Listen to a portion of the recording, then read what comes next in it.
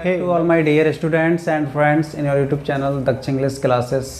Dear students, this is a very important part of the video that is based on passive voice, and this is the video number 4, and I will teach about the important topic that is passive voice.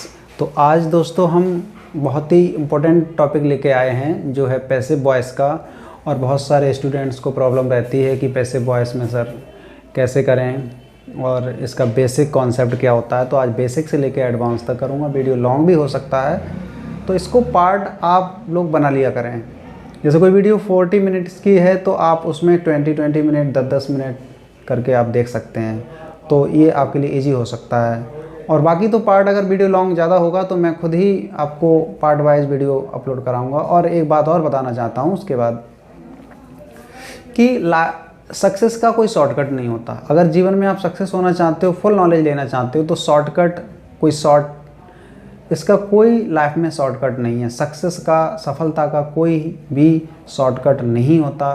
तो आज हम start करेंगे voice को। अगर हम voice की बात करें तो वॉइस के दो भाग होते हैं। इसको हिंदी में वाच्य कहते हैं, और वॉइस को दो भागों में बांटा जाता है।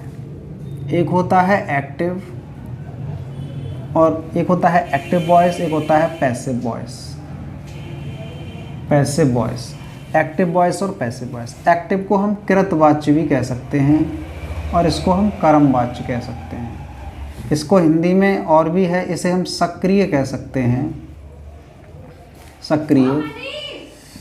इसको हम निष्क्रिय भी कह सकते हैं,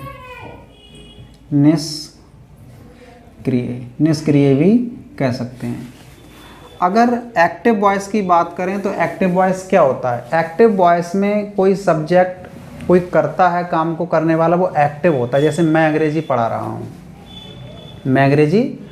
हूँ, वह खाना खा रहा है, हम स्कूल जा रहे हैं। कभी कभी आप ये सेंटेंस देखते हो कि खाना खाया जा रहा है, सड़क बन गई, पुल बन गया, पुल टूट गया, जंगल काट दिए गए, जंगल कट गए।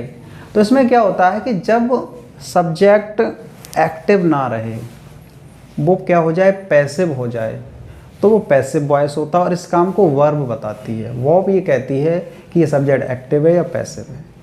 ठीक है, तो इसी चीज़ को हम लेंगे।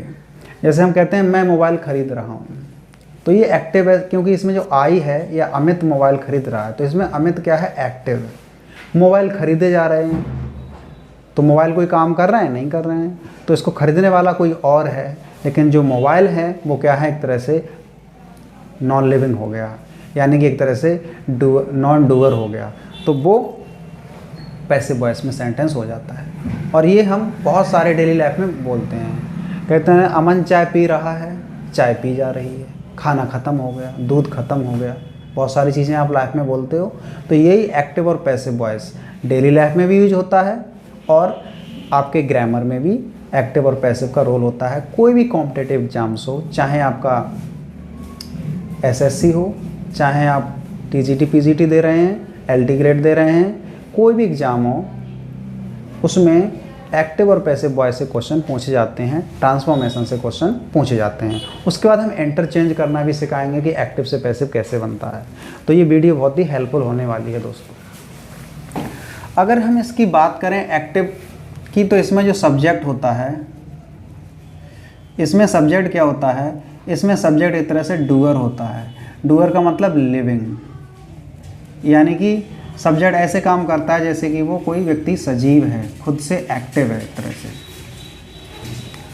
और यहाँ पर जो सब्जेक्ट होता है वो क्या होता है, इसमें भी सब्जेक्ट होता है, लेकिन वो क्या हो जाता है, नॉन डूअर, यानी कि नॉन लिविंग हो जाता है इसमें सब्जेक्ट, यानी कि निर्जीव। क्या हो जाता है सब्जेक्ट यहाँ पे, निर्जीव, यानी कि यहाँ सब्जेक्ट फिर कोई काम नहीं कर रहा होता। इसका दूसरा पॉइंट है कि इसमें जो वर्ब होती है, इसमें डिफरेंट फॉर्म आती है,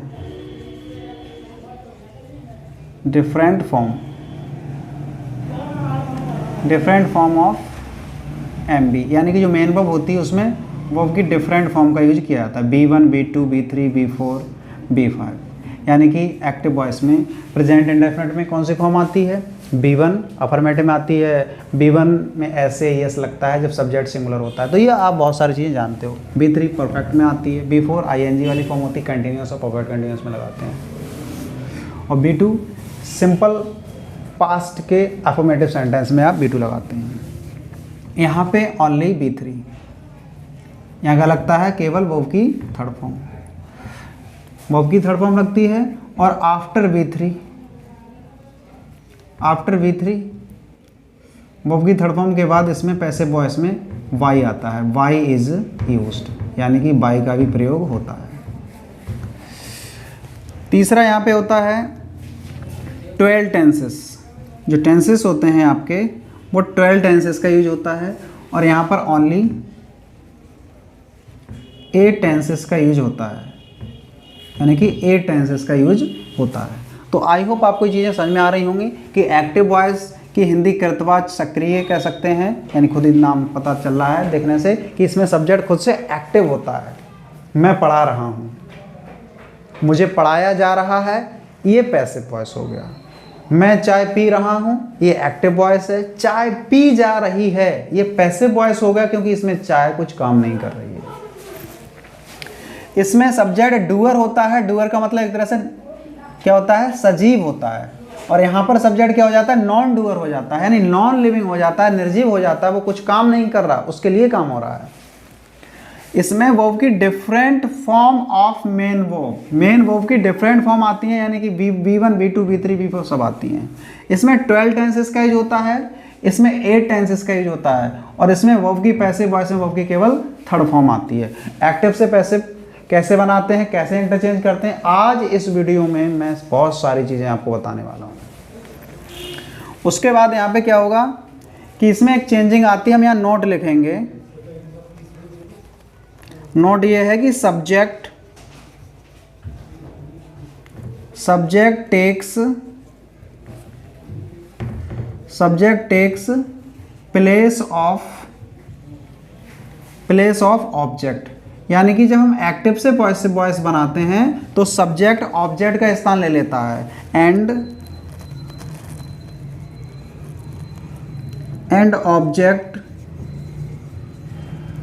and object takes place of subject. नहीं, subject takes place of object and object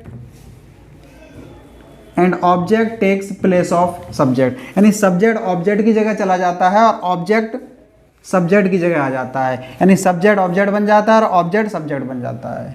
ये नहीं है कि यहाँ पे ऑब्जेक्ट है तो डायरेक्ट ऑब्जेक्ट यहाँ उठा के रख दें, ऐसा कुछ नहीं होता। यानी कि जो ऑब्जेक्ट है वो सब्जेक्ट की तरह लिखा जाएगा, सब्जेक्ट की जगह पे लिखा जाएगा, और जो सब्जेक्ट है वो ऑब्जेक्ट की जगह पे लिखा जाएगा। ओके, ये समझ में आ गया होगा। अब एक नोट और लिखेंगे, यानी कि यहाँ पे होता है प्रेजेंट परफेक्ट कंटिन्यूअस,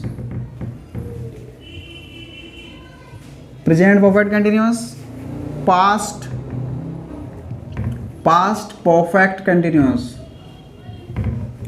यहाँ पे हम शॉर्ट में कंटिन्यूअस लिख देते हैं। इसी तरह से future continuous, future perfect continuous, are not used in passive voice. PV का मतलब पैसिव वॉइस, AB का मतलब एक्टिव वॉइस। तो आई होप ये चीज़ें समझ में आ रही होंगी कि present perfect continuous, past perfect continuous और फ्यूचर कंटिन्यूअस और फ्यूचर परफेक्ट कंटिन्यूअस टेंस की पैसिव वॉइस नहीं बनती है, यानी कि इसलिए 8 टेंसेस होते हैं। इसलिए ए टेंस की आप पैसिव वॉइस बनाते हैं। तो आई होप ये चीज़ें समझ में आ रही होंगी आपको, आप इसका स्क्रीनशॉट ले सकते हैं। अब देखिए, अब हम यहाँ पे इंटरचेंज बता रहे हैं, एक्टिव वॉइस से पैसिव वॉइस बनाना, फिर पैसिव से एक्टिव बताएंगे, यानी कि इंटरचेंज बताया जाएगा। अब पहले टेंस वाली देख लेते, इसका एक हम चार्ट लिखेंगे, यहाँ लिख सकते हैं टेंस चार्ट। यहाँ पे लिखा जाएगा, आप सभी ने पढ़ा होगा, यहाँ पे लिखा जाएगा टेंस। टेंस का नेम यहाँ हो जाएगा इंडेफिनिट, इंडेफिनिट। यहाँ शॉर्ट में आ जाएगा कंटिन्यूस, यहाँ हो जाएगा परफेक्ट, और यहाँ हो जाएगा perfect continuous, perfect continuous, perfect continuous. अगर यहाँ बात करें हम प्रेजेंट टेंस की, तो यहाँ पे एक्टिव वॉइस में डज और डू होता है, और पैसिव वॉइस में इज, आर, एम होता है। कंटिन्यूस में बात करें तो यहाँ पे एक्टिव वॉइस में इज, आर, एम होता है, और पैसिव वॉइस में क्या लगेगा, यहाँ पे इज, आर, वी रहेगा, प्लस यहाँ बीइंग लग जाएगा, इज बीइंग, आर बीइंग और एम बीइंग, प्लस B3 आती है पैसिव वॉइस में। यहाँ बात करें तो यहाँ एक्टिव वॉइस में हैज़ और हैव रहता है, यहाँ पर क्या होगा, हैज़ बीन, नहीं, हैज हैव के बाद में, हैज हैव के बाद में आपको प्लस बीन लगाना है, प्लस B3 लगेगा, यानी कि परफेक्ट में बीन लगाना है, कंटिन्यूस में बीइंग लगाना है। परफेक्ट कंटिन्यूस में, एक्टिव में तो आप जानते हैं कि हैज़ बीन होता है और हैव बीन होता है, लेकिन पैसिव वॉइस में यहाँ पे इसकी पैसिव नहीं बनती है, तो नो चेंज हो जाएगा। आई होप आपको चीज़ें समझ में आ रही होंगी। यानी कि प्रेजेंट इंडेफिनिट का एक्टिव वॉइस में हेल्पिंग वर्ब डज और डू है, और इंडेफिनिट में आप जानते हैं कि फर्स्ट फॉर्म आती है, लेकिन पैसिव वॉइस में क्या होगा, यहाँ इज, आर, एम होगा और प्लस वर्ब की थर्ड फॉर्म आएगी। और कंटिन्यूस में एक्टिव वॉइस में इज, आर, एम होगा, इसमें B1 प्लस ING आती है, इसमें इज, आर, एम के बाद बीइंग लगाना है और थर्ड फॉर्म लगाना है। परफेक्ट में, एक्टिव वॉइस में, प्रेजेंट परफेक्ट का एक्टिव वॉइस है तो हैज और हैव होता है, जानते हैं सभी, लेकिन यहाँ पे बीन और लगा देना है। परफेक्ट कंटिन्यूस की बात करें तो उसकी एक्टिव वॉइस में हेल्पिंग वर्ब हैज बीन और हैव बीन होता है, हैज बीन और हैव बीन होता है, और यहाँ पैसिव वॉइस में नो चेंज हो जाएगा। ऐसे यहाँ पे बात करें तो पास्ट टेंस में, पास्ट टेंस में क्या होता है, तो पास्ट टेंस में यहाँ पे एक्टिव वॉइस में डिड प्लस B1 लगेगा, और अफर्मेटिव में सेकंड फॉर्म लगता है। तो यहाँ पे ये तो एक्टिव वॉइस हो गया, और यहाँ पैसिव वॉइस में वॉज और वर आएगा, वॉज और वर प्लस वर्ब की थर्ड फॉर्म। पास्ट कंटिन्यूस में यहाँ पे क्या है, वॉज, वर है, पैसिव वॉइस में क्या होगा, वॉज प्लस वर के बाद यहाँ बीइंग लगाना है, बीइंग लगाना है, प्लस B3 तो पैसिव वॉइस में आएगी। पास्ट परफेक्ट में क्या है, यहाँ पे हैड है केवल, और पैसिव वॉइस में हैड के बाद आपको बीन लगाना। तो आपको एक चीज़ तो समझ में आ गई होगी कि परफेक्ट में बीन लगता है।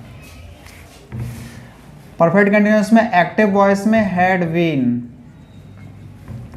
पैसिव वॉइस में नो चेंज, यानी कि इसका टेंस नहीं बनता। इसी तरह से फ्यूचर में बात करें तो फ्यूचर में क्या होगा, तो फ्यूचर में यहाँ पे फ्यूचर इंडेफिनिट के एक्टिव वॉइस में, एक्टिव वॉइस में विल, शैल, विल, शैल, और पैसिव वॉइस में क्या होगा, तो विल बी और शैल बी, और वर्ब की थर्ड फॉर्म। फ्यूचर कंटिन्यूस में तो क्या होता है, विल बी, एक्टिव वॉइस में विल बी और shall be, will be, shall be, passive voice नहीं बनता इसका, इसी तरह से और भी सेंटेंस है यहाँ पे। फ्यूचर परफेक्ट में क्या है, विल हैव, एक्टिव वॉइस में शैल हैव, और पैसिव वॉइस में क्या लगेगा, been, will have, shall have, will have, shall have. लगाना क्या है, नया बीन लगाना है पैसिव वॉइस में। यहाँ पे क्या है, तो यहाँ पर होता है will have been, will have been और shall have been, will have been और शैल हैव बीन।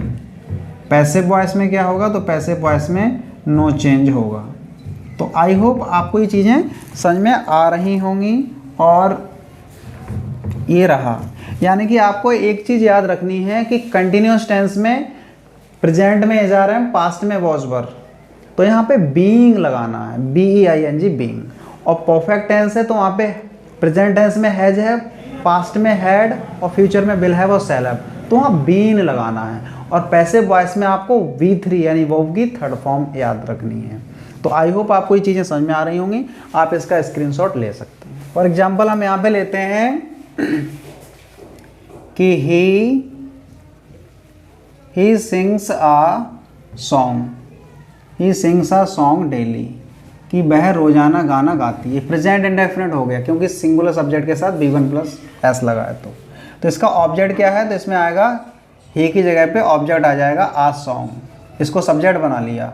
अब प्रेजेंट इंडेफिनिट है तो हेल्प में होगी इज, यानी कि इसमें जो वर्ब लग रही है वो इस सब्जेक्ट के आधार पे लगती है। और पैसिव वॉइस में जो आपने ऑब्जेक्ट का सब्जेक्ट बनाया है इसके आधार पे वर्ब लगानी है। तो आ सॉन्ग सिंगुलर है तो इज लगेगा। और जो सिंग है उसका V3 क्या होता है, संग। और डेली है ये तो डेली यहाँ लगा सकते हैं। और वाई और ही का ऑब्जेक्ट क्या हो जाता है, तो ही का ऑब्जेक्ट पैसिव वॉइस में हिम हो जाता है। इसी तरह से और भी एग्जाम्पल हैं। I wrote you a letter, मैंने तुम्हें एक पत्र लिखा। इसमें दो ऑब्जेक्ट हैं, यू है और अ लेटर है। अब ये रोट सेकंड फॉर्म है राइट की, कौन सी फॉर्म है, सेकंड, तो ये सिंपल पास्ट टेंस हुआ। तो हम यू को आई की जगह पे ले आएंगे तो यहाँ यू हो जाएगा। लेकिन ये पास्ट इंडेफिनिट है और अफर्मेटिव सेंटेंस है तो सेकंड फॉर्म लगा। लेकिन पैसिव वॉइस में इसकी हेल्प वर्ब क्या होती है, वॉज और वर। तो यू के साथ क्या लगेगा, वर लगेगा। यू वर, राइट का V3 क्या होता है, रिटन। तो you were written a letter और बाय मी, आई का क्या हो जाएगा इधर ऑब्जेक्ट में, मी हो जाएगा। तो आई होप ये चीज़ें आपको समझ में आ रही होंगी। और भी एग्जाम्पल बहुत सारे हैं यहाँ पे। सी इज लर्निंग इंग्लिश, वो अंग्रेजी सीख रही है। कंटिन्यूस टेंस है, आंखों के सामने कोई चीज़ एक्शन हो रही होती है तो वो कंटिन्यूस होता है। तो इंग्लिश आ जाएगा सी की जगह पे, तो क्या हो जाएगा, इंग्लिश क्या लगेगा, is being, English is being. और लर्न का थर्ड फॉर्म होता है लर्नड, तो English is being learned by her, she का क्या हो जाएगा, हर हो जाएगा, लर्नड बाय हर। तो आई होप ये चीज़ें समझ में आ रही होंगी। जैसे इसकी हिंदी क्या होगी, वह अंग्रेजी सीख रही है। और इसमें क्या होगा, अंग्रेजी उसके द्वारा सीखी जा रही है। तो इसमें इंग्लिश कोई काम कर रही है, नहीं कर रही है। जबकि इसमें सी जो सब्जेक्ट है वह अंग्रेजी सीख रही है, वो एक्टिव है एक तरह से। और यहाँ पे इंग्लिश एक्टिव नहीं है, पैसिव हो गया, नॉन डूअर हो गया, तो वो काम नहीं कर रहा। यानी कि इंग्लिश उसके द्वारा सीखी जा रही है। इस तरह से हम परफेक्ट का लेते हैं। They had won the match, यानी कि वो मैच जीत चुके थे। ठीक है, तो इसमें मैच, द मैच क्या है, सब्जेक्ट, ऑब्जेक्ट है वॉन का, तो यहाँ पे दे की जगह पे आ जाएगा द मैच हैड बीन, देखो हैड आ गया, परफेक्ट है तो बीन ऑन लगाना है, हैड बीन और क्या हो जाएगा, won, had been won by, देखा क्या हो जाएगा यहाँ पे, देम हो जाएगा। तो आई होप आपको ये चीज़ें समझ में आ रही होंगी। यानी कि सब्जेक्ट का पैसिव वॉइस में ऑब्जेक्ट हो जाएगा और एक्टिव वॉइस का जो ऑब्जेक्ट है वो पैसिव वॉइस में सब्जेक्ट हो जाएगा। लेकिन एक्टिव वॉइस में जो सब्जेक्ट होता है वो एक्टिव होता है। जैसे उन्होंने वो मैच जीत चुके थे, वे मैच जीत चुके थे। तो इसमें वो एक्टिव हैं एक तरह से, मैच उनके द्वारा जीता जा चुका था। तो इसमें मैच कोई काम कर रहा है, नहीं कर रहा है। तो आई होप ये चीज़ें आपको समझ में आ रही हैं। यहाँ पे है ही ब्रिंग्स मी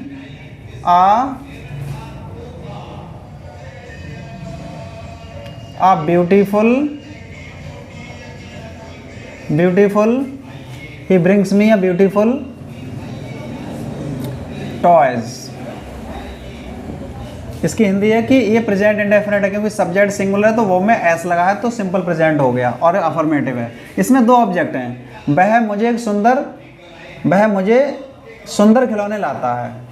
तो यहाँ पे क्या है, मी एक ऑब्जेक्ट है और ब्यूटीफुल टॉयज भी ऑब्जेक्ट है।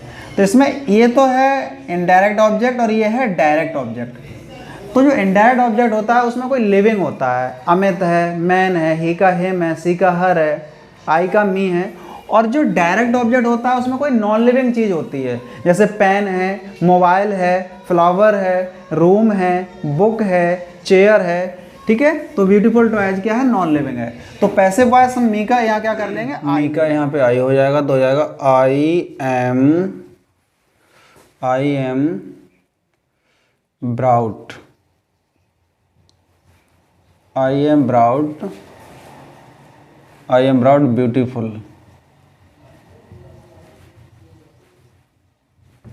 Beautiful, toys by him. इस तरह से ये बन जाएगा। और भी कुछ एग्जाम्पल हैं, जैसे हम उसमें लें हु टीचेस यू इंग्लिश। तो मैं इंग्लिश कौन पढ़ाता है, ये इंटरोगेटिव है। तो यहाँ पे हु का पैसिव वॉइस में बाई हुम हो जाता है, बाई होम। और ये प्रेजेंट इंडेफिनिट है, तो यहाँ पे क्या हो जाएगा, अगर हम ऑब्जेक्ट यू लेंगे तो आर हो जाएगा, by whom are you taught English, इस तरह से बना सकते हैं। और ये दूसरा तरीका इसका और भी है, बाई होम, यानी कि ये है इनडायरेक्ट ऑब्जेक्ट और ये है डायरेक्ट ऑब्जेक्ट। डायरेक्ट ऑब्जेक्ट में कोई लिविंग होता है, इनडायरेक्ट ऑब्जेक्ट में कोई लिविंग होता है, इनडायरेक्ट ऑब्जेक्ट में केवल कोई नॉन लिविंग होता है। तो ये नॉन लिविंग वाले से बनाओ तो यहाँ पे इंग्लिश के आधार पे एज आ जाएगी, तो by whom is English taught, और यहाँ लगाना पड़ेगा टू यू। तो इस तरह से ये बन जाएगा। तो आई होप ये चीज़ें आपको समझ में आ रही होंगी। इसी तरह से और है, वाई आर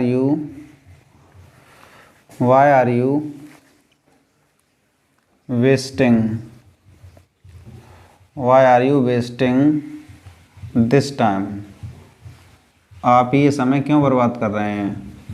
तो इसका कैसे बनेगा, तो यहाँ हो जाएगा वाई, अब इसमें ऑब्जेक्ट क्या है, दिस टाइम है, तो इसके आधार पे क्या लगेगी, इज, और लगेगा यहाँ दिस टाइम पूरा, दिस टाइम। और हमने बताया था कि एक्टिव में इज आर एम आया हो तो क्या लगाना है, बीइंग लगाना है। तो क्या हो जाएगा यहाँ पे बीइंग, BEING बीइंग। और वेस्टिंग का B3 क्या होता है, वेस्टेड वाई और यू हो जाएगा यहाँ पे। अगर कोई सेंटेंस यहाँ पे है इंटेरोगेटिव है और यस नो वाला है, 1 2 3 4, जैसे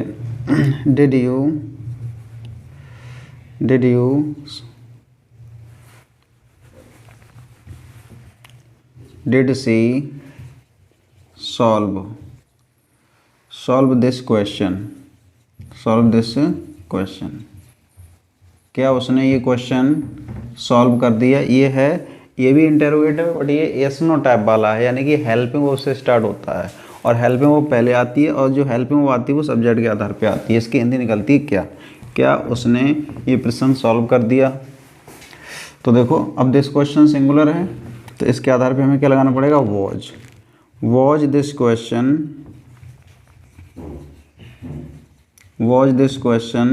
सॉल्व का V3 क्या होगा, सॉल्व्ड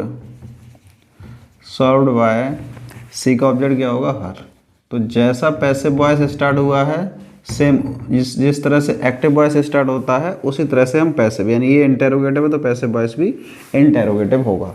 वर्ड क्या करना है, हमें हेल्पिंग वर्ब का यूज करना है कि एक्टिव में हमारी अगर डेड है यानी पास्ट इंडेफिनिट है तो पैसिव में वॉज वर्ब होगा प्लस V3 लगाना पड़ेगा। इसी तरह से बहुत सारे एग्जाम्पल हैं। अब हम आपको बताने वाले हैं इम्परेटिव सेंटेंस की पैसिव वॉइस कैसे बनाएंगे।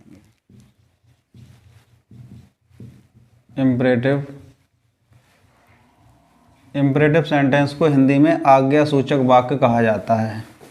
अगर इसकी बात करें तो इसका जो सेंस निकलता है वो निकलता है ऑर्डर,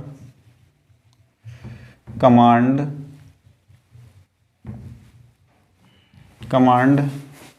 रिक्वेस्ट,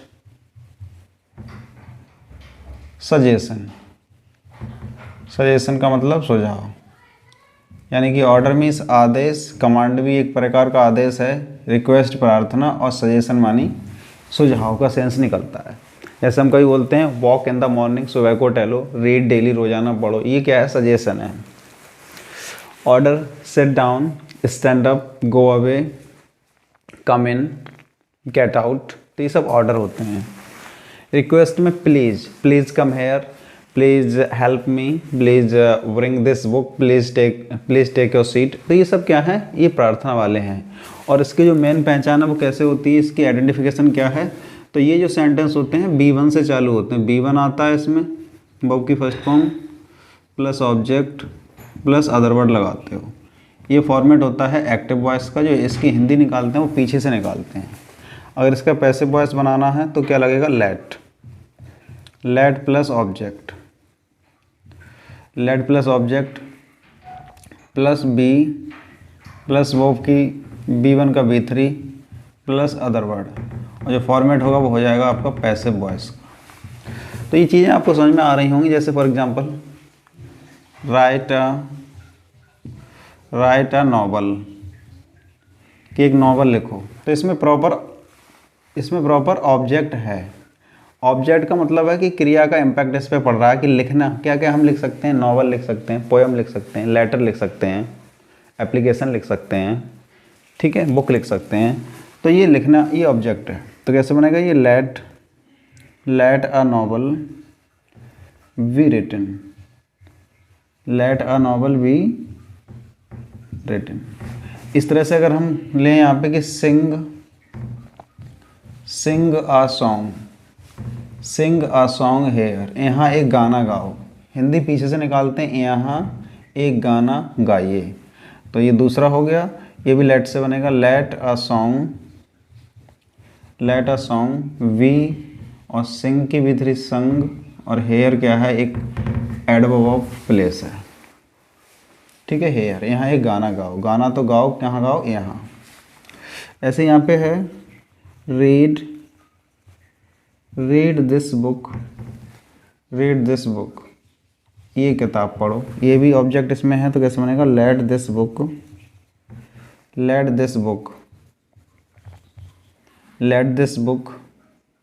बी रेड, तो इस तरह से आप बना सकते हैं। अगर ऑब्जेक्ट ना हो तो क्या करें, अगर इम्परेटिव सेंटेंस की पैसिव वॉइस बनानी हो,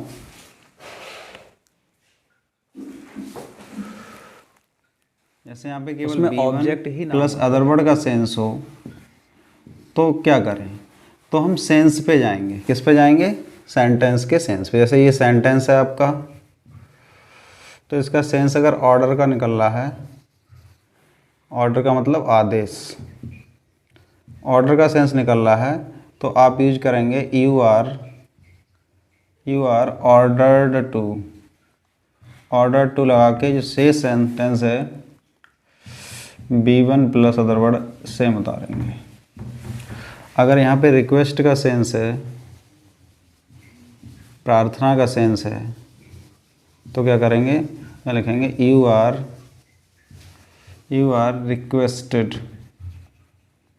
रिक्वेस्टेड टू। आई होप आपको ये चीज़ें समझ में आ रही होंगी। से सेंटेंस सेम आएगा। अगर यहाँ पे एडवाइज का सेंस है तो क्या करेंगे, तब भी हम यू आर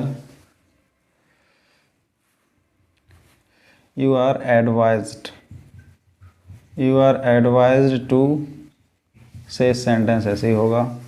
या एडवाइज की जगह हम सजेस्टेड भी कर सकते हैं। क्या कर सकते हैं, सजेस्टेड टू लगा के से सेंटेंस सेम होगा।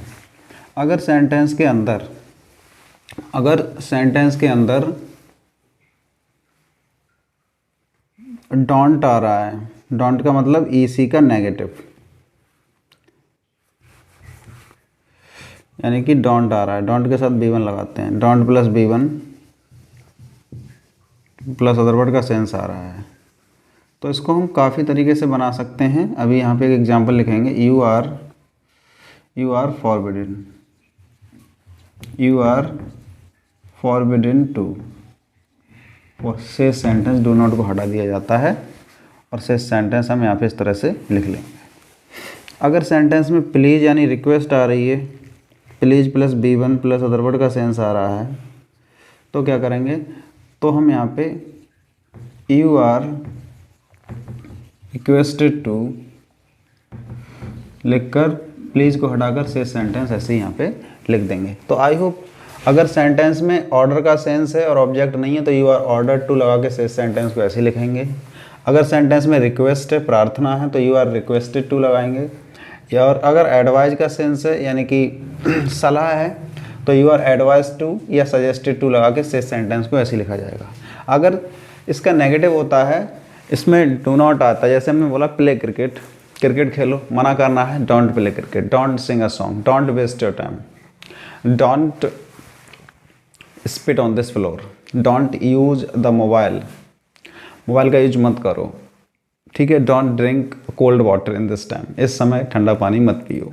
तो ये नेगेटिव है, किसी से रिक्वेस्ट करनी होती है, please come here, please sit down, please take your seat, please go outside, please write something on this paper. तो ये सब क्या है, ये हैं रिक्वेस्ट वाले। अगर प्लीज़ वाला सेंटेंस आ रहा है तो ये रिक्वेस्टेड टू लगाएंगे। अब हम एग्जांपल में देखते हैं। यहाँ पे हमने बोला कम इन, अंदर आओ। अब इसमें कम इन अंदर आओ, तो ये इसमें ऑब्जेक्ट तो है नहीं, लेट से बनेगा नहीं, तो कैसे बनेगा, यू आर ऑर्डर्ड, सेंस पे जाएंगे, you are ordered to come in, you are ordered to come in. इसी तरह से सिट डाउन, तो कैसे बनेगा ये, तो ये बनेगा you are ordered to sit down. इसी तरह से आप सेंस निकाल के बहुत सारे सेंटेंस बना सकते हैं। अगर इसका नेगेटिव हो, डोंट वाला हो,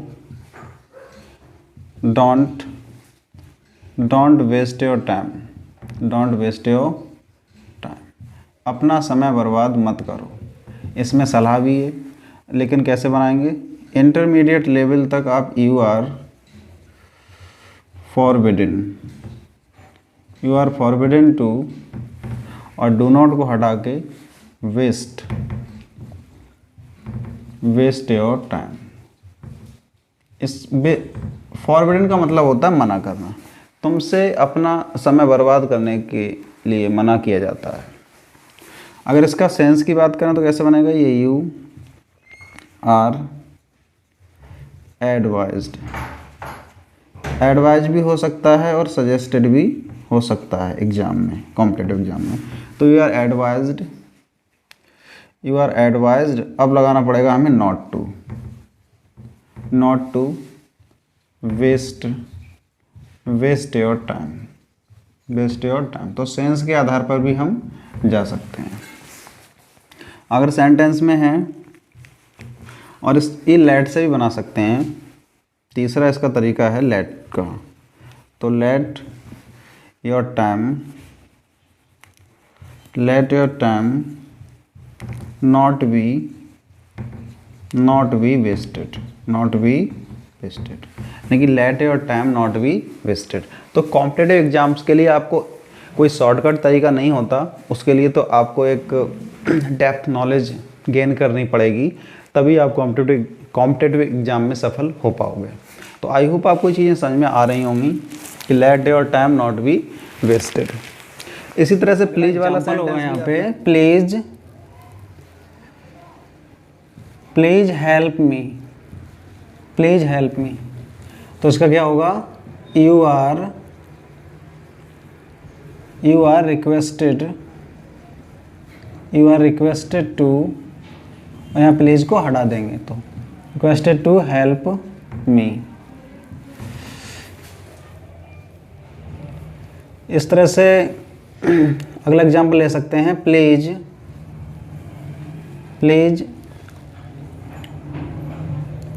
ब्रिंग मी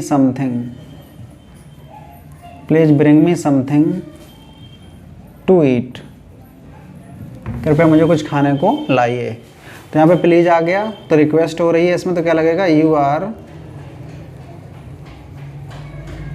रिक्वेस्टेड, और प्लीज को हटा के क्या, to bring me something to eat. इसी तरह से बहुत सारे एग्जाम्पल हम यहाँ ले सकते हैं। जैसे यहाँ पे हो जाएगा लव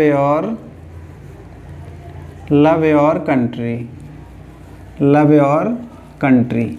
इसमें क्या है, तो ये जो सेंटेंस है कि अपने देश से प्रेम करो। आप सब जानते हैं कि इंपरेटिव सेंटेंस वर्ब की फर्स्ट फॉर्म से चालू होता है और हिंदी इसकी पीछे से निकलती है, अपने देश से प्रेम करो। तो हमें सेंस भी जरूरी है और हमें ऑब्जेक्ट है तो लेट से बना सकते हैं। तो इसका सेंस है अपने देश से प्रेम करो, तो इसमें मोरल ड्यूटी है। मोरल ड्यूटी का अगर इसमें सेंस निकल रहा है, जो सेंस है वो क्या है, नैतिक कर्तव्य का सेंस है। किसका सेंस है, नैतिक कर्तव्य का। तो यहाँ पर क्या लगाएंगे, तो यहाँ पर ऑब्जेक्ट ले लेंगे, तो यहाँ हो जाएगा योर कंट्री, और यहाँ शुड लगता है, शुड भी लगेगा, यानी कि आपको ऑब्जेक्ट प्लस शुड भी, यानी ऑब्जेक्ट को हमने सब्जेक्ट बना लिया ये, तो हो जाएगा हमारा योर कंट्री शुड बी, और लव का V3 क्या हो जाता है, लव्ड हो जाता है। इसी तरह से अगला help your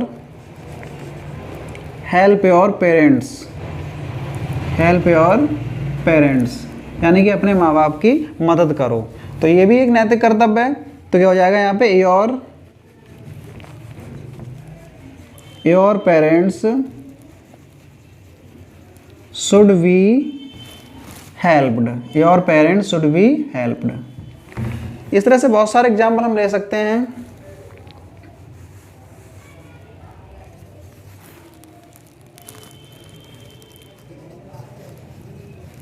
obey your parents। तो कैसे बनेगा ये,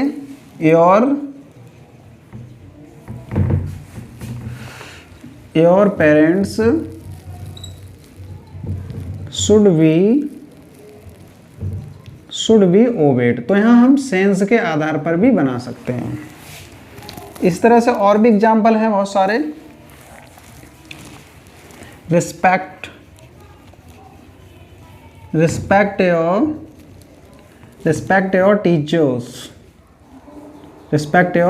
टीचर्स। तो क्या हो जाएगा, योर टीचर्स